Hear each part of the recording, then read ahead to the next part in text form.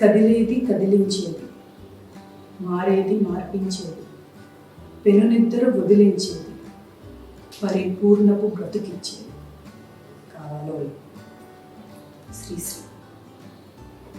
History, చరిత్ర అనగానే నాకు శ్రీశ్రీ గారి ఈ నవకవిత అనే పద్యం గుర్తొస్తూ ఉంటుంది.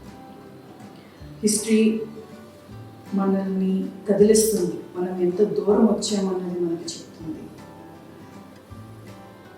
మన రూట్స్ ఏంటి, మన యాన్సెస్టర్ స్ట్రగుల్స్ ఏంటి. ఓకే, ఇవాళ మనం ఇంత హ్యాపీగా ఫ్రీడమ్స్ ఎంజాయ్ చేస్తూ, రైట్స్ ఎంజాయ్ చేస్తూ ఉన్నాము అంటే ఎంత దూరం ట్రావెల్ అయ్యాము అన్నది మనకి అర్థం అవ్వాలి అంటే మనకి హిస్టరీ చాలా చాలా ఇంపార్టెంట్. యూపీఎస్సీ ప్రిలిమ్స్లోని అరౌండ్ 15 బిట్స్ వెయిటేజ్ ఉన్నాయి హిస్టరీకి. అలాగే మెయిన్స్లోని 120 to 150 మార్క్స్ వెయిటేజ్ ఉన్నాయి జిఎస్ పేపర్ 1. సో దీని ప్రిపరేషన్ చాలా హాలిస్టిక్గా, చాలా స్ట్రాటజికల్గా చేయాలి. ఎందుకంటే అది ఒక వాస్ట్ సబ్జెక్ట్ అండ్ ఈ వాస్ట్ సబ్జెక్ట్ని మనం మాస్టర్ చేయాలి అంటే చాలా టైం పడుతుంది. కానీ ఇక్కడ మనకి time is of essence, time is premium. కాబట్టి మనం సెలెక్టివ్గా okay most concise book which will help us in our preparation చూసుకొని ప్రిపేర్ అవుతాం. నేను సుష్మిత అండ్ ఇవాళ నేను మీకు హిస్టరీ బుక్ లిస్ట్ ప్రెజెంట్ చేస్తాను. చాలామంది హిస్టరీయా అమ్మో చాలా చదవాలి అని భయపడిపోతూ ఉంటారు. కానీ ఒక 3 hours మూవీని మనం సింపుల్గా ఎలా గుర్తుంచుకుంటాం, పార్ట్ 1, పార్ట్ 2, పార్ట్ 3 బాహుబలి వచ్చేసినా మనకి బాగా గుర్తుంటుంది. ఎలాగా అంటే మనం దాన్ని ఒక సింపుల్ క్రోనాలజీలోని చదివి ఈవెంట్స్ని, డేట్స్ని కోరిలేట్ చేసుకుంటూ వెళ్తూ ఉంటే అదొక స్టోరీ లైన్ లాగా ఈజీగా ఉంటుంది మనకి రీటైన్ చేసుకొని రీప్రొడ్యూస్ చేయడానికి. సో మనం దాన్ని సెక్షన్స్ కింద చదివి ఒక సీక్వెన్స్లోని పెట్టుకొని వస్తే అది మనకి ఈజీగా ఉంటుంది చదవడానికి. సో ఫస్ట్ ఆఫ్ ఆల్ మనం హిస్టరీని 3 బ్రాడ్ కేటగిరీస్లోకి డివైడ్ చేద్దాం. Ancient, medieval and modern history. ముందుగా మనం ఏన్షియంట్ హిస్టరీని ట్యాకిల్ చేద్దాం. ఏన్షియంట్ హిస్టరీకి NCERT class 11 ancient India book is very informative. ఇందులోని మీకు ప్రీ హిస్టారిక్ టైమ్స్ అంటే పాలియోలిథిక్, మీసోలిథిక్, నియోలిథిక్ అక్కడి నుంచి స్టార్ట్ చేసి మన Indus valley civilisation, advent of Jainism, Buddhism, advent of janapadas, mahajanapadas, Maurya empire, Gupta empire అంతాను క్రోనలాజికల్గా చాలా సింపుల్గా with their contribution to art and culture కూడా ఇచ్చారు. ఆర్ట్ అండ్ కల్చర్ మీద ఎస్పెషల్ ఫోకస్ పెట్టి మీరు చదవాలి. ఎందుకంటే ప్రిలిమ్స్లోని they will give bits from ancient India, but mains అంతాను ఏన్షియంట్ ఇండియా, మెడివల్ ఇండియాని బేస్ చేసుకొని ఆర్ట్ అండ్ కల్చర్ మీదే మ్యాక్సిమం ఆన్సర్స్ ఉంటాయి.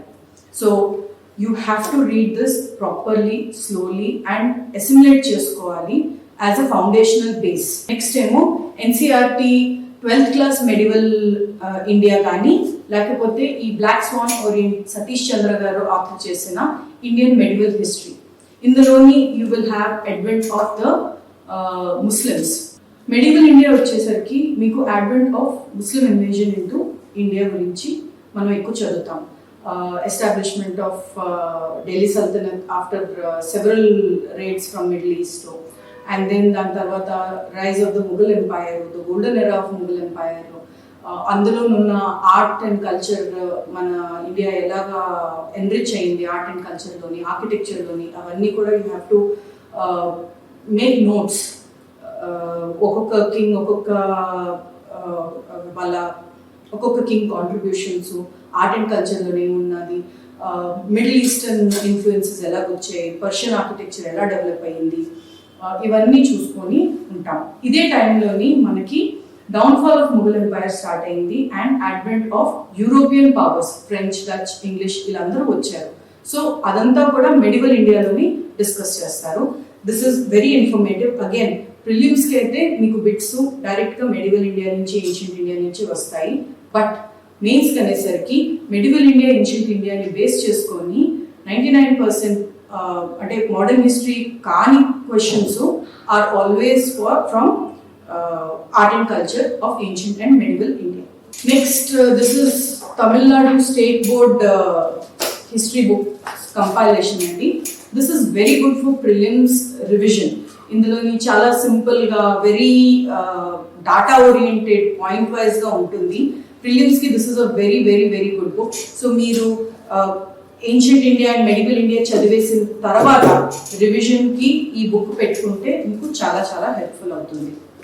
నెక్స్ట్ ఆర్ట్ అండ్ కల్చర్ చాలా సెలెక్టివ్గా చదవాలి. ఇదే మన బేస్. ఈ బేస్ పెట్టుకొని కరెంట్ అఫైర్స్లోని మనకి ఏదైనా ఫెస్టివల్స్ ఆర్ లేకపోతే ఎనీ ఆర్టిస్ట్ హ్యాస్ బీన్ కమెమరేటెడ్, అలాంటి మీకు కరెంట్ అఫైర్స్ అలా వచ్చాయి, ఎవరికైనా పద్మ అవార్డ్స్ ఇచ్చారు, లేకపోతే ఒక ఇంటర్నేషనల్ ప్లాట్ఫామ్ మీద అట్లకి రికగ్నిషన్ వచ్చింది, అలాగేటైనా ఉంటే వాటిల్ని బేస్ చేసుకొని ancient medieval history art and కల్చర్ని బేస్ చేసుకుంటూ ఈ book Nitin Singhania McGraw Hill book నుంచి సెలెక్టివ్గా చదవాలి. It is very data heavy. ఇదంతా లెర్న్ చేయాలంటే చాలా కష్టం. So I hope you will be wise. ఎందుకంటే మనం ఏదైనా పిడి కొట్టాలి పాయింట్స్ లాగా అని అంటే ఇంత డాటా బట్టి కొట్టాలంటే that is not a human and it is not possible. మీరు ట్రై చేస్తే డిసప్పాయింట్ అయ్యి వదిలేస్తారు. So don't do that. సెలెక్టివ్గా చదవండి. Use this only as a reference book. Don't use it as a guide or ఏంటి actual source of information, I mean actual source of preparation. Next modern Indian history. But before modern Indian history, I would like to talk about world history. World history అనేది మనకి మెయిన్స్లో మాత్రమే ఉంటుంది.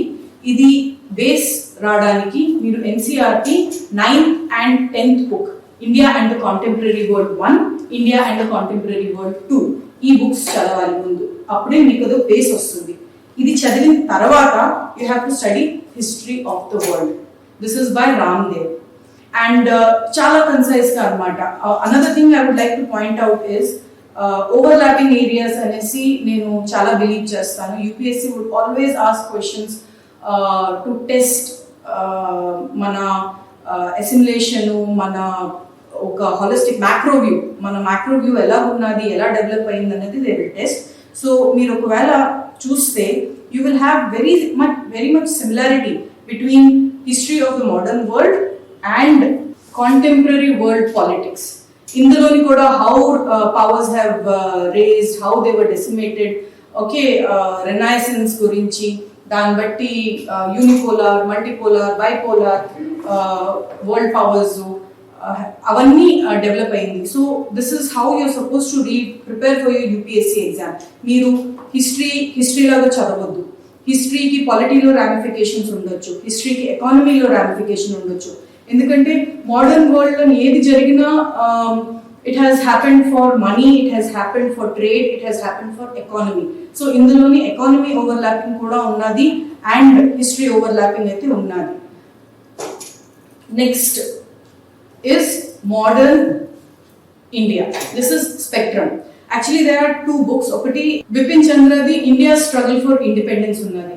That is a very good book. Ante idi Spectrum Modern India is very data driven anamata. అందులో చాలా ఎక్కువ points, bullets ఇలా ఉంటుంది. So I would suggest that మీరు ముందు బిపిన్ చంద్ర బుక్ చదివిన తర్వాత, అదొక స్టోరీ లైన్ లా ఉంటుంది. It is much easier to assimilate.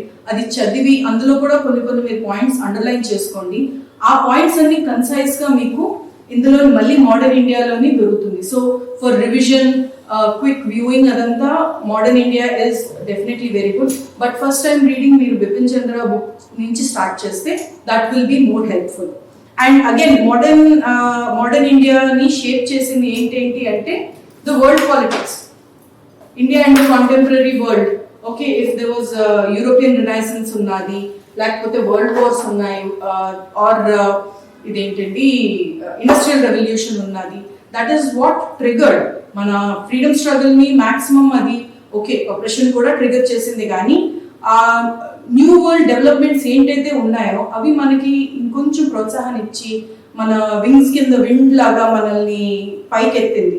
So it is definitely interrelated. ఇది మళ్ళీ మీకు ఫస్ట్ ఫ్యూ పేజెస్లోని how the British came, okay, వాళ్ళ ఎక్స్ప్లాయిటేటివ్ పాలసీస్ ఏంటి, ద యూరోపియన్ పవర్స్ ఎలాగా మన కోసం ఫైట్ చేసేయి, ఎలాగా మన ఇండియన్ ప్రిన్స్లీ స్టేట్స్ అవన్నీను they have gone under the British what you call systems, tinkathia zamindari systems ఇవన్నీ వచ్చిన తర్వాత హౌ వి గాట్ అప్రెస్డ్ అవన్నీ చూసుకొని then came the peasants struggles. Okay, so ఆ స్ట్రగుల్స్ వచ్చి 1857 revolt, the first attempt for Indian freedom. Okay, అక్కడి నుంచి యాక్చువల్గా మోడర్న్ హిస్టరీ స్టార్ట్ అవుతుంది. బట్ దెన్ ఆ 1857 ఇస్ అ కల్మినేషన్ డేట్ అని అనుకుంటాను నేను.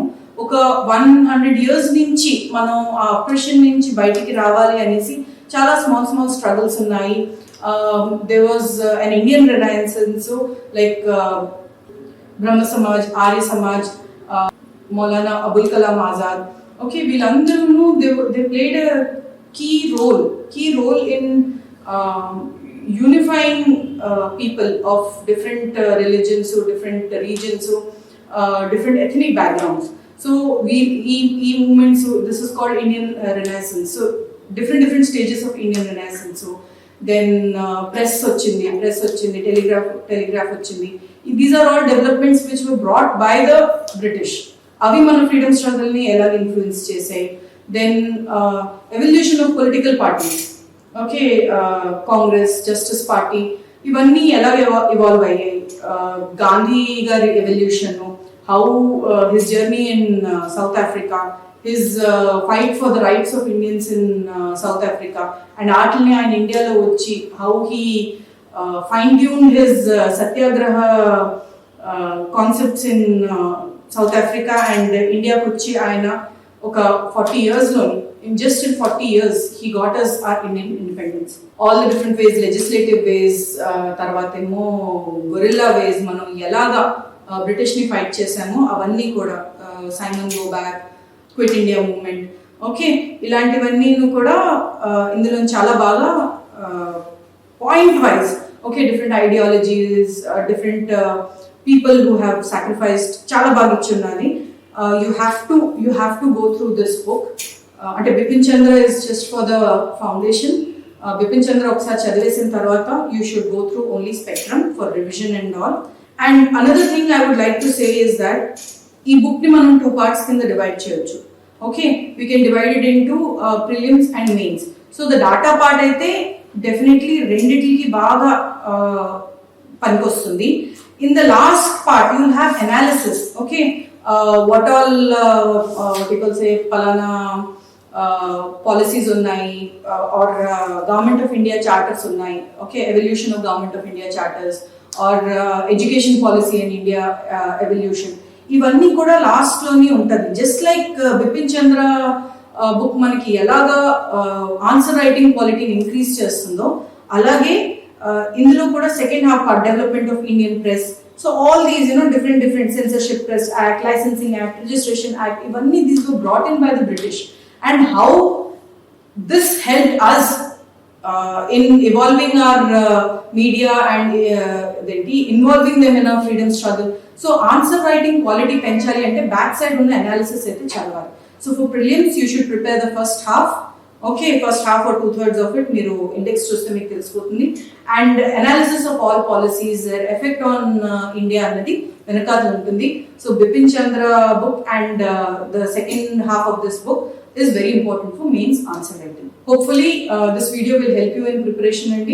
All the best with your history preparation. Thank you. Take care.